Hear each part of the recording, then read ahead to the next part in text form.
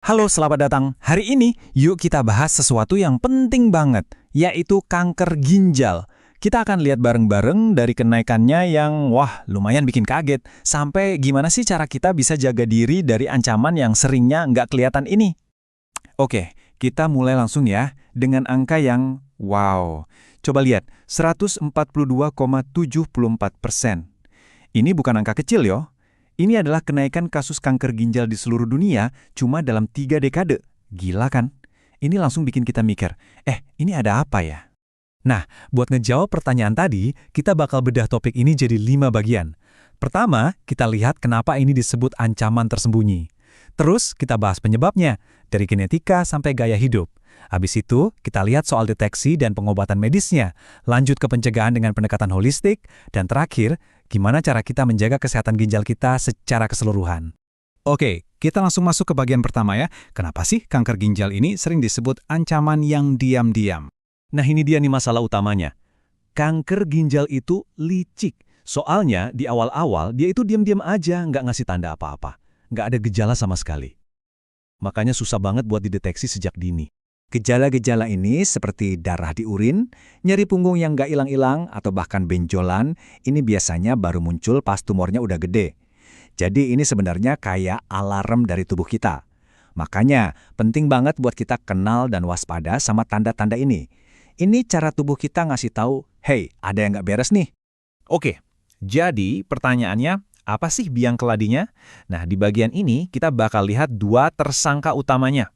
Gaya hidup kita sehari-hari dan faktor keturunan. Jadi bisa dibilang resikonya itu datang dari 2 arah. Di satu sisi ada pemicu dari gaya hidup kita. Ini hal-hal yang sebagian besar bisa kita kontrol. Tapi di sisi lain ada juga yang namanya kerentanan genetik. Ini kayak warisan yang kita bawa dari lahir. Nah, kalau ngomongin gaya hidup, ternyata banyak banget kebiasaan zaman sekarang yang jadi pemicunya. Merokok, obesitas, sama tekanan darah tinggi itu 3 yang paling utama. Terus ada juga tuh, dialisis jangka panjang, paparan bahan kimia, sampai kebanyakan minum obat pereda nyeri. Yang menarik juga, data nunjukin kalau pria risikonya 1,5 kali lebih tinggi.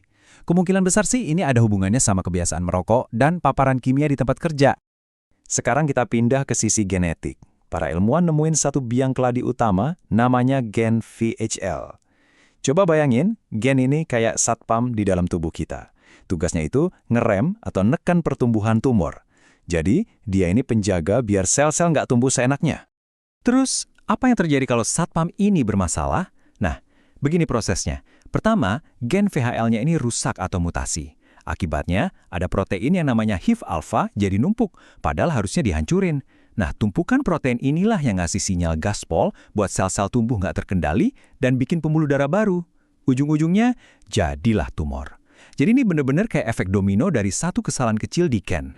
Oke, kita udah tahu penyebabnya. Sekarang, gimana cara dunia medis modern menemukan dan melawan kanker ginjal ini?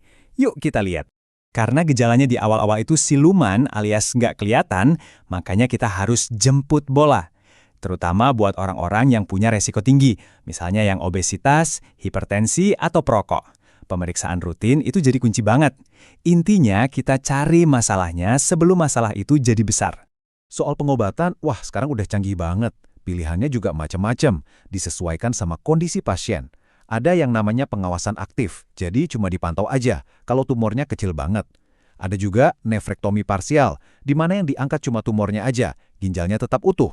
Kalau tumornya lebih besar, ada nefrektomi radikal, seluruh ginjalnya diangkat. Dan yang paling modern, ada imunoterapi, yang manfaatin sistem imun tubuh kita sendiri buat ngelawan kankernya. Keren ya? Tapi pengobatan medis itu kan kalau udah kejadian. Gimana kalau kita fokus ke pencegahan? Nah, disinilah pendekatan holistik dan gaya hidup berperan besar. Kalau di pendekatan holistik, kuncinya itu ada di makanan. Sederhana banget kan?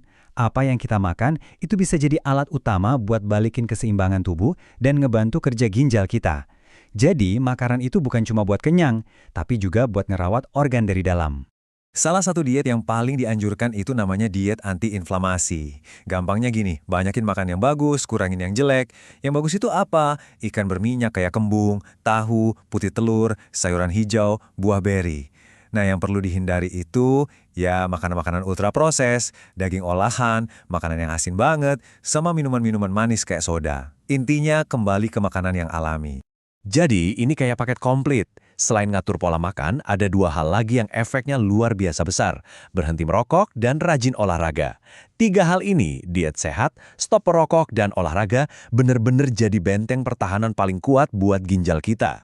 Nah, di samping diet dan gaya hidup, beberapa pendekatan holistik juga menyebut soal suplemen. Ini menarik. Ada satu analisis sumber yang kita lihat, di situ disebutin soal nutraceutical. Katanya, ada suplemen yang namanya Hemohim yang disebut bisa bantu melindungi ginjal dari toksisitas kimia. Ini informasi dari sumbernya ya.